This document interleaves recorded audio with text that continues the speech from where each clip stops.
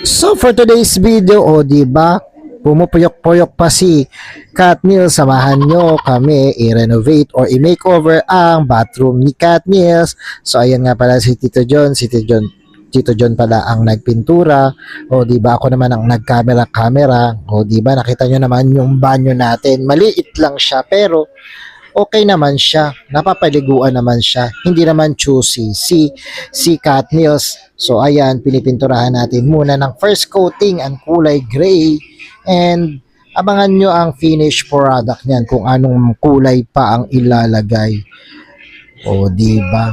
Ayan, yung wall muna ang inano natin kasi kulay puti siya, hindi na siya puti, madumi na siya, kaya kailangan mahirap siyang bakbakin. So ayan, ginawa na lang natin ang paraan.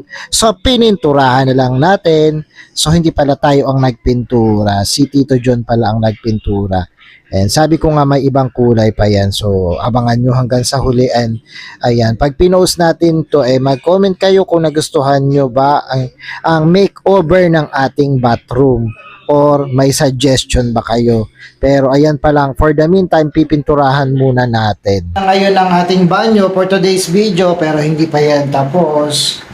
So abangan nyo kung ano magiging kulay talaga niyan. So ayan, tuloy na natin ang ayan, makeover. Di tuloy na ang pagpipintura ni Tito John. Ayan, di ba sabi ko sa inyo, panoodin nyo hanggang sa huli, kulay yellow, o kalain mo ba?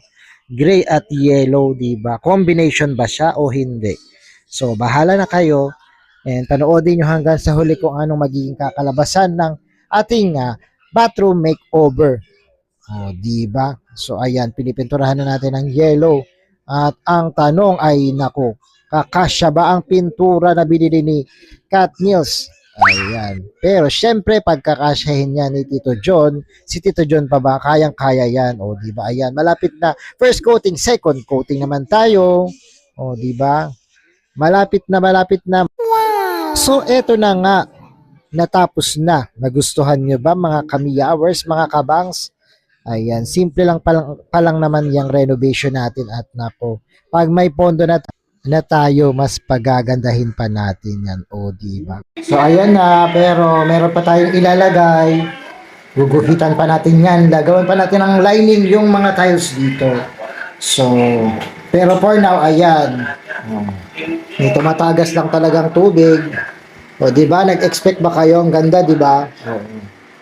Sa mga susunod na mga gagawan pa natin yan ng renovation.